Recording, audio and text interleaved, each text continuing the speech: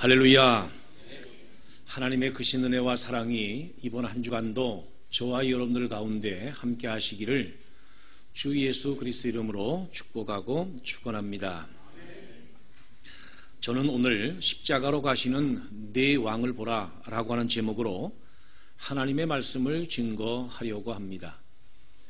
성경은 복음서를 포함하고 있습니다. 마태복음, 마가복음, 누가복음, 요한복음입니다. 복음서는 예수가 왜 오셨고 예수가 어떻게 오셨으며 그 예수가 어떻게 자라셨고 어떠한 공생애를 보내셨으며 그가 십자가에 못 박혀 돌아가신 경위와 또 대속의 구원을 이루신 사건까지 상세하고 자세하게 기록을 하고 있습니다. 마태복음도 마찬가지입니다. 오늘 우리가 읽고 있는 마태복음 21장으로부터 27장까지의 말씀은 예수의 마지막 한 주간에 관한 말씀이 자세히 기록되어져 있습니다. 예수님의 생애 마지막 한 주간을 고난주간 또는 순환주간이라고 합니다. 이 순환주간, 고난주간은 종려주일로 출발하게 되는데 종려주일이 뭐냐면 종려나무 가지를 꺾어서 흔들며 호산나 다윗의 자손이여 라고 하며 주님을 찬미하고 찬양했던 것에서 기인합니다. 그래서 다른 말로 호산나 주일 이렇게 표현하기도 합니다. 왜 고난주간을 예수께서 나귀 새끼를 타시고 왕으로서 예루살렘 성으로 입성함으로부터 시작하고 있는가? 앞으로 고난받으실 주님의 모든 행적들과 이야기들은 예수가 왕으로서 고난받으신다라고 하는 것을 증거하기 위한 것입니다. 빌라도 총독이 예수님에게 질문했습니다. 네가 유대인의 왕이냐? 예수가 대답하기를 네 말이 옳도다. 로마 군병들도 가시면류관을 씌우면서 그 앞에 무릎을 꿇고 희롱하면서 유대인의 왕이여 평안할지어다 라고 했습니다. 십자가 위에 죄패가 있는데 거기에 기록된 글이 뭐냐면 이는 유대인의 왕 예수라 라는 것입니다. 예수의 제목은 유대인의 왕이었다는 것이지요. 이것은 예수도 로마인들도 세상도 다 인정하는 것입니다. 예수가 왕입니다. 근데 왜 예수가 왕으로서 고난을 시작했느냐라는 것입니다. 그것은 그 첫째로 예수가 구약에 예언되어 있던 메시아요. 왕이신 예수님은 하나님의 나라 왕으로서 하나님의 나라 주권자로서 하나님의 나라 통치자로서 그 왕되심의 방식은 철저히 예언에 따른 것이다 라고 하는 것을 가르쳐 주시기 위한 것입니다. 그러면 예언이 왜 중요합니까?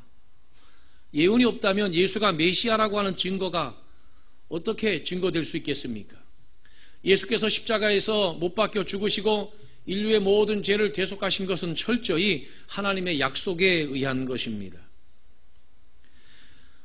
예수님께서 우리에게 구원을 약속하셨습니다.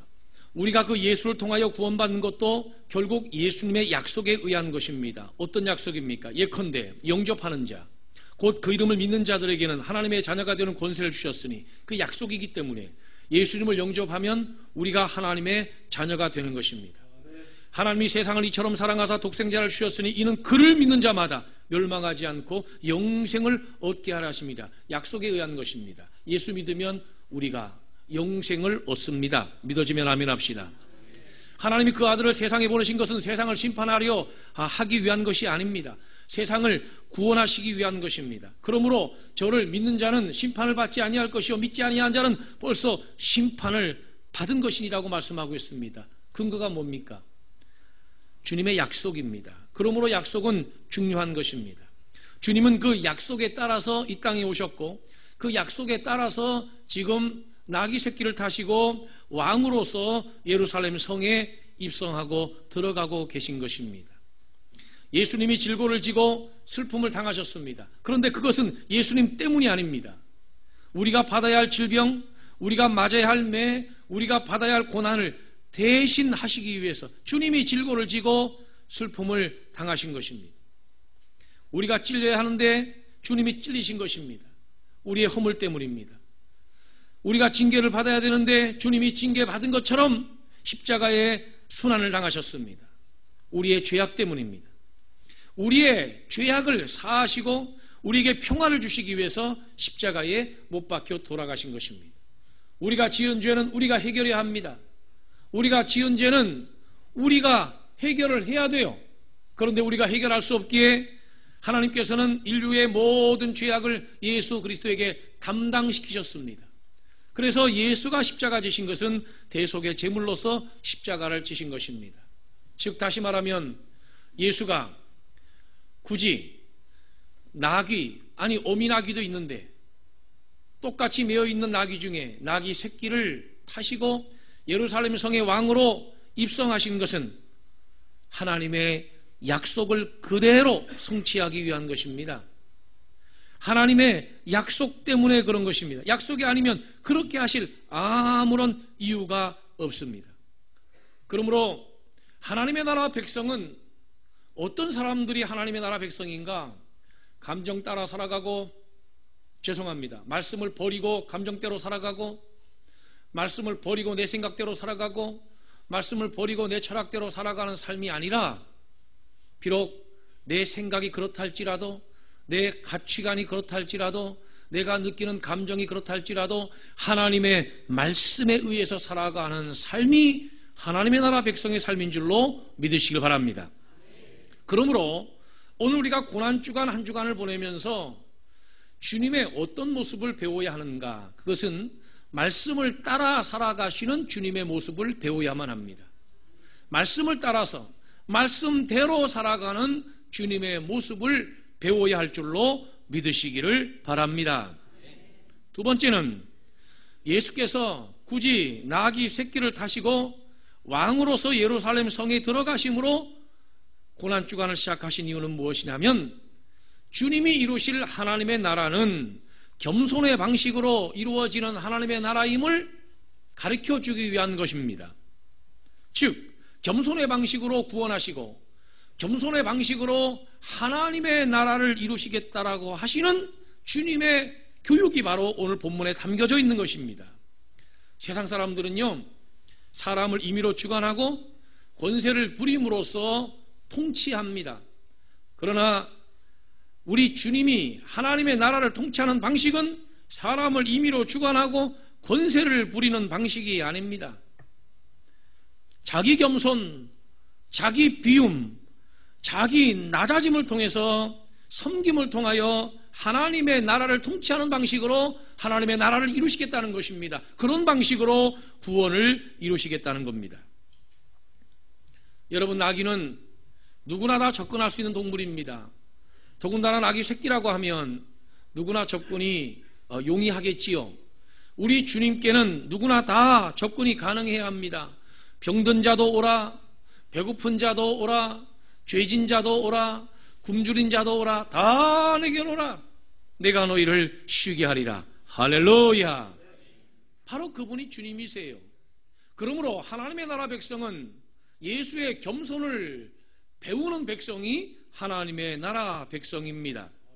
자, 예수님이 누구시냐면 하나님의 본체이십니다.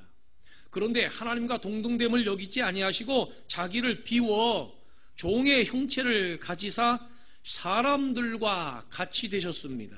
사람의 모양으로 나타나사 자기를 낮추셨고 죽기까지 복종하셨습니다. 그 증거가 무엇이냐면 십자가의 죽으심입니다. 오늘 본문 5절에도 보면 그는 겸손하여 나귀 곧 멍에 매는 짐승의 새끼를 탔도다 그랬습니다. 십자가를 지고 골고다에 올라가 대속의 제물이 되시는 예수님을 바라보면서 나귀 새끼를 타시고 예루살렘 성으로 들어가시는 예수님을 바라보면서 우리가 배워야 할 것은 무엇이냐면 겸손을 통하여 이루시는 하나님의 나라, 겸손을 통하여 이루시는 구원의 원리를 우리가 배워야 되는 것입니다. 오늘 저와 여러분들이 다 예수님의 겸손을 배워서 겸손한 그리스도인들이 되기를 주님의 이름으로 축복하고 축원합니다. 자기를 비운다고 하는 개념도 대단히 중요한 개념이지만 주님께서 자기를 비워서 어떻게 되셨다는 겁니까? 사람들과 같이 되셨다는 겁니다. 예수가 누굽니까? 하나님입니다. 그런데 인간의 몸을 입으시고 성육신하셨습니다. 이 땅에 오셨습니다. 그리고 예수님이 구원을 이루신 방법은 사람들과 같이 되셨다는 겁니다. 사람의 모양대로 되셨다는 겁니다.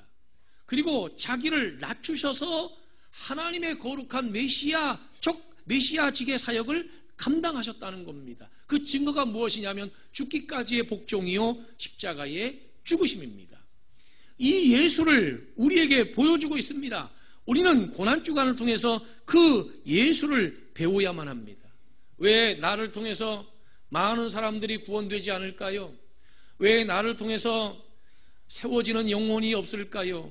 왜 나를 통해서 하나님의 나라가 풍성하지 못할까요? 왜 나를 통해서 하나님의 나라가 이루어지지 못할까요? 만약에 나를 통해서 하나님의 나라가 제대로 성장하지 못한다고 하면 그 이유는 무엇이냐면 내가 예수처럼 사람들과 같이 되는 것에 실패하기 때문입니다.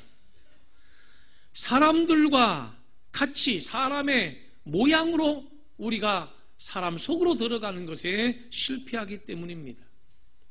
우리가 하나님의 나라 백성으로서 하나님의 나라에 참여하려고 하면 가장 기본적인 원리가 무엇이냐면 자기 겸손입니다. 사람처럼 돼야 되는 거예요. 그래야 거기에서부터 하나님의 나라가 시작되는 것입니다. 나귀가 애완용으로 길러지는 동물이 아니지 않습니까? 나귀는 사람을 태우든 짐을 태우든 자기 등에다 싣고 태우는 역할을 위해서 존재하는 것입니다. 예수님이 사람이 져야 할 모든 짐을 다 짊어지셨습니다. 그래서 사도 요한도 세례 요한도 예수께서 자기에게 오심을 보고 이렇게 고백을 했습니다. 보라, 세상 죄를 지고 가는 하나님의 어린 양이로다. 예수님은 자원해서 우리의 모든 멍에를 다 지셨습니다. 그리고 무거운 짐을 지고 있는 우리들을 주님이 겸손히 초청하셨습니다. 수고하고 무거운 짐진 자들아 다 내게로 오라. 내가 너희를 쉬게 하리라.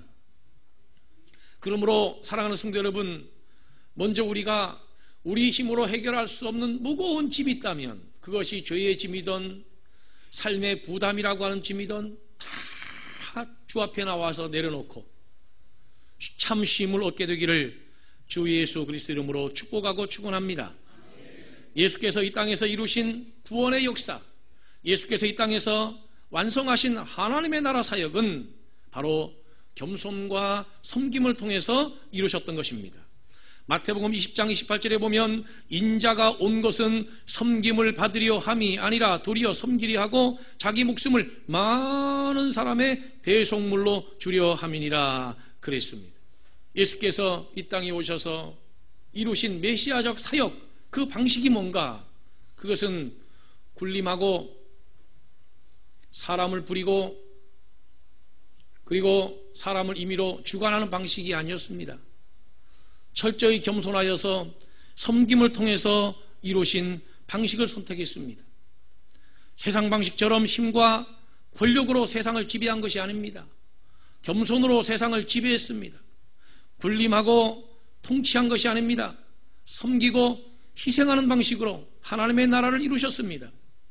그것이 바로 하늘에 속한 하나님의 나라입니다. 완전히 이 세상과 새로운 질서, 새로운 가치관으로 세상을 지배하고 다스린 것입니다. 요한 3서에 보면 겸손하여 섬김으로 칭찬받은 가이오도 있었지만 으뜸이 되기를 좋아하여 비방만 일삼던 디오드레베도 같이 소개를 하고 있습니다.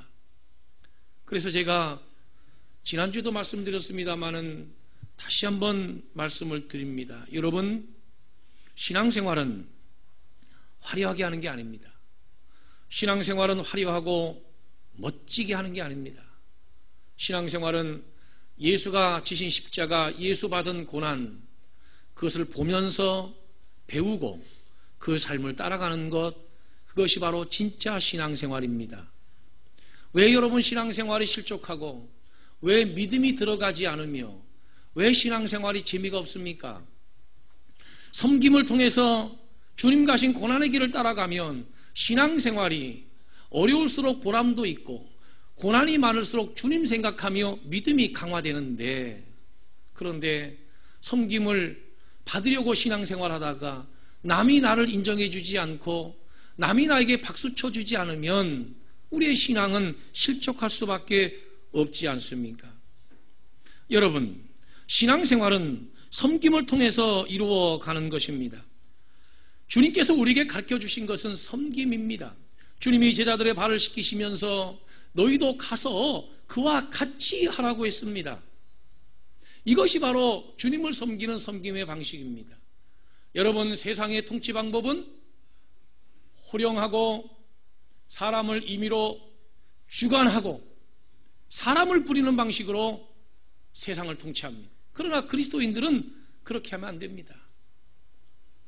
그래서 나는 늘 교회도 보면서 안타까운 것이, 목사가 부교육자들을 부리는 걸 보면 저 사람이 성직자가 맞는가, 저 사람이 예수 제자가 맞는가, 이런 생각을 할 때가 한두 번이 아니에요. 저 자신도 그렇고 남들을 봐도 그래요. 아니, 어떻게 예수를 따라간다라고 하는 제자가, 예수가 제자들의 발을 씻기면서 자기 섬김을 통해서 하나님의 나라를 이루어가는 것을 가르치셨는데, 부교육자들을 동역자로서 인식하는 것이 아니라, 이거는 노예도 그런 노예가 없습니다. 이거는 폭군입니다. 세상에 그런 방식으로 부교육자들을 대하는 그런 성직이 이 세상에 어떻게 존재합니까, 여러분? 그런 사고방식을 가지고 예수를 믿으니까 교회 안에서도 미투운동이 일어나는 거예요.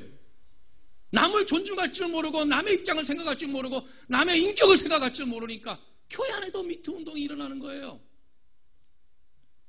여러분, 그것은 맞는 방식이 아닙니다. 교인들도 마찬가지라고 생각해요. 도대체 이런 것이 바로 교회라고 하면, 교회가 세상을 걱정해야 되는데 세상이 교회를 걱정할 수밖에 없는 거예요. 뭐가 믿음이에요? 무엇이 믿음이냐는 겁니다. 예수가 가신 길을 보고 배우고 따라가는 것이 그게 신앙생활, 그게 믿음생활 아닙니까, 여러분? 할렐루야. 아니, 예수 믿는 사람이면 직장에서 경영자 위치에 있고 이렇게 지시하는 입장에 있다 할지라도, 아니, 예수 믿는 상관과 예수 안 믿는 상관은 조금 달라야 되지 않아요? 자기에게 통제를 받는 사람에게 대한 최소한의 배려, 또 걱정, 또 염려, 한심과 사랑, 이런 게 있어야 되지 않습니까? 예수 믿는 사람이면, 내가 예수의 제자면 그래도 우리 부교육자들한테, 아니 전사님들 오늘 컨디션 괜찮아? 요새 많이 힘들지? 많이 피곤해? 집에서 너무 심하게 일하지 마. 이런 격려도 있고 위로도 있고, 물음도 있고 이렇게 해야 되지. 요새 애기들은 잘 커? 집에서 별 문제 없어? 사모님이 안 괴롭혀? 이렇게 좀 묻기도 하고 이래야 되지. 이것은 동역자로서 사람을 대하는 게 아니라 인격을 모독해요. 내가 교인들 앞에 부끄러운 얘기지만 목회자 세계도 마찬가지입니다. 정말 더 귀한 데서 내가 여러분에게 얘기를 못하겠어요. 나보다 영향력 있는 사람처럼 보이면 굽신대고, 나보다 영향력이 없는 것 같으면 업신여기고 사람을 막대하는, 이것은 예수 믿는 사람 아니지요. 예수 믿는 경영자는 그래서는, 예수 믿는 우리 믿음의 성도들은 그래서는 안 돼요. 여러분, 세상의 처세술이 뭔 줄 아세요? 아랫사람은 엄하게 다루는 겁니다. 그리고 윗사람은 내가 판단하는 게 아니에요. 그게 세상의 처세술입니다. 근데 그리스도인은 그래서는 안 돼요. 예수가 하나님의 나라를 통치한 통치 방식으로 그렇게 그리스도인들은 세상을 대해야 되고 사람을 대하여야 됩니다. 할렐루야. 그게 고난주간을 통해서 우리가 배워야 할 예수님의 삶의 방식이에요. 세 번째로 예수님은 평화의 방식으로 세상을 지배하셨고 그리고 하나님의 나라를 통치하셨습니다. 만약에 평화의 방법이 아니었다면 예수님은 말을 타셨겠지요. 오늘 본문을 자세히 보세요. 나귀가 없었던 것이 아니에요. 나귀와 나귀 새끼가 함께 매어 있는 것을 보거든 이렇게 되어 있습니다. 근데 굳이 나귀 새끼를 끌고 오라는 것입니다. 주님은 평화라고 하는 방법을 통해서 하나님의 나라를 이루신 것입니다. 그러므로 신앙생활은 어떤 정치적인 어떤 힘을 만들어서 힘을 휘두름으로 하여 강력한 권세로 세상을 지배해서는 안 되는 것입니다. 힘을 바탕으로 상대방을 굴복시켜서 평화를 이루려고 하는 팍스 로마나 이 로마 시대의 정치 상황과는 달라야 된다는 거예요. 하나님의 나라는 대안적 나라입니다. 이 세상 나라가 아니에요. 그러므로 예수 믿는 사람들이 그런 식으로 이상을 꿈꾸면 안 됩니다. 힘을 길러가지고 힘을 휘두르는 방식으로 세상을 점령해서는 안 돼요. 자기 겸손과 낮아짐, 섬김을 통해서 참 그리스도인임을 세상에 나타내서 소금이 되고 빛이 되고 그리스도의 향기가 되므로 그리스도의 영향력을 드러내야 된다고 하는 사실을 믿으시기를 바랍니다. 할렐루야. 강력한 힘이 필요하다고 하는 것은 착각이에요. 오만이에요. 그건 기독교적 방식이 아닙니다. 여러분, 기독교인의 가장 큰 힘이 뭔지 제가 가르쳐 드릴 테니까 잘 들어보세요. 우리 그리스도인, 기독교인의 가장 강력한 힘은 뭐냐면 여호와께 성결입니다. 성결이 가장 강력한 힘이에요. 예수 믿는 믿음의 사람들은 가장 강력한 힘이 뭐냐면 성결이에요. 성결. 이게 가장 강력한 힘이에요. 사람 앞에나 하나님 앞에나 죄 짓지 않으려고 애쓰며 살아가는 그 모습, 그게 가장 강력한 지도력이고 가장 강력한 힘이에요. 왜 그거를 모르세요? 많은 사람들이 하나님 일 좀 하라 그러면 자기 겸손을 한 번 더 실천해서 섬김을 통해서 하나님 일을 하면 좋은데, 목사님 하나님 일을 해야 되죠. 제가 하나님 일을 멋있게 할 겁니다. 멋있게 할 겁니다. 화려하게 할 겁니다. 기도해 주세요. 한 방만 터지게. 예? 한 방만 터지게 기도해 주세요. 정말 내가 멋있게 하나님, 누가 하나님이 그렇게 하나님 일 하라 그래요, 여러분? 하나님이 언제 그렇게 화려하게 교회를 짓고 화려하게 선교하면서 화려하게 하나님 일을 하라고 누가 그렇게 말씀하세요? 성도들의 피와 땀으로, 성도들의 헌신으로 필요한 만큼 교회 짓고, 성도들의 피와 땀을 가지고 필요한 만큼 헌신을 모아서 선교하고 진실하게 중심으로 하나님을 섬기는 것을 하나님이 원하시지. 아니, 하나님이 과부의 두 렙돈은 업신여기시고 부자의 10달란트만 굉장히 큰 헌금으로 받아드시는 그런 하나님이십니까? 여러분들이 믿는 하나님은 그런 하나님이세요? 나는 그런 하나님이 아니라고 생각합니다. 기독교인의 진짜 힘은 뭐냐면 섬김에서 나오는 것이고 자기 겸손에서 나오는 것이에요. 할렐루야, 할렐루야. 여러분, 이스라엘 백성이 왜 예수님을 십자가에 못 박았는 줄 아십니까? 예수 십자가에 못 박은 것은요, 예수가 자신들의 기대에 맞지 않는 메시아였기 때문에 그래요. 장로님 오늘 기도하신 대로 자신들이 원하는 메시아는 힘과 강력한 권세를 가진, 세상 권세를 가진 이런 정치적인 영향력이 있는 메시아였습니다. 그런데 가만히 보니까 예수가 그런 예수가 아니에요. 그래서 그들이 호산나 다윗의 자손이요라고 다윗 왕조를 생각하면서 꿈꾸던 그런 환호, 그것에 대한 실망으로 예수님을 십자가에 못 박은 거예요. 예수 믿는 사람들이 왜 예수를 믿으면서도 예수를 십자가에 못 박는가? 그것은 기대가 실망으로 바뀌기 때문에 예수를 십자가에 못 박는 것입니다. 그럼 기대가 뭡니까? 교회에 나와서 예수 믿고 교회에 나와서 신앙생활하는 기대가 뭐냐는 거예요. 처음에는 예수 믿고 가장 큰 기대가 내가 예수를 믿음으로 내가 하나님의 자녀가 되었고 구원받은 구원의 백성이 되었고 그리고 하나님을 섬기는 성도가 되었구나. 감사하다. 감격한다. 그래서 하나님께 나와서 섬기며 예배를 드렸어요. 그런데 이것이 익숙해지다 보면 어느 순간인가 기대가 바뀝니다. 내가 그래도 우리 교회를 몇 년 다녔는데, 내가 그래도 우리 교회에서 어느 정도의 영향력인데, 교회 와서 보니까 다들 뭐 못 살고 못 배우고 그래도 나 정도면. 그런데 교회가 그걸 인정해 주지 않거든요. 왜? 하나님의 나라는 겸손과 섬김을 인정해 주지 권세 부리는 걸 인정하지 않아요. 그러니까 실망하는 겁니다. 어디서 굴러온 것들이 나를, 어디서 나를. 그래서 그때부터 예수를 십자가에 못 박고 교회를 박해하는 것이에요. 교회 공동체를 괴롭히고 그리고 수없이 믿음의 가치관을 십자가에 못 박아버리는 거예요. 여러분, 나나 여러분이나 한번 가만히 생각해 보세요. 예배당 위에다가는 십자가 세워놓고 예배당 안에다가는 십자가 걸어놓고 십자가 앞에서 십자가 밑에서 우리가 예배드리고 신앙생활 하지만 정말 우리에게 십자가가 있느냐는 거예요. 십자가 있어요? 제 등에 십자가 보입니까? 왜 없어요? 이미 우리는 십자가를 벗어서 갖다 버린 지가 오래됐어요. 십자가 없어요. 십자가가 없으니까 세상 사람들이 교인이라고 받아들이질 않는 겁니다.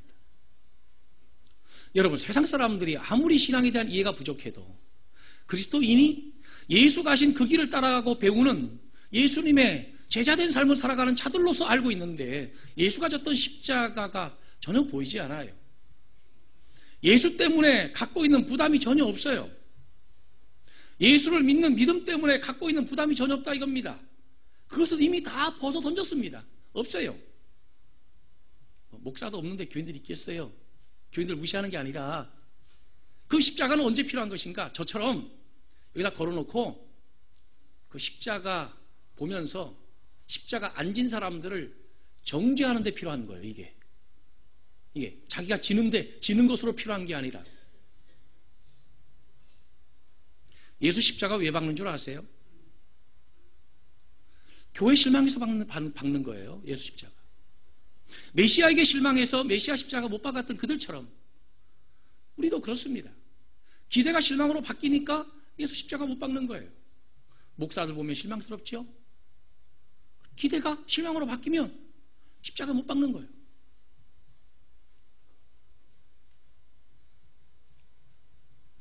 저는 종료주일로 시작되는 이 고난주간 한 주간이 예수께서 가신 십자가의 길을 배우고 보고 따라가는 예수 배움의 한 주간이 되기를 주님의 이름으로 축원합니다. 그 겸손을 배워서 실천하는 저와 여러분들 모두가 되기를 주님의 이름으로 축원합니다. 기도하겠습니다.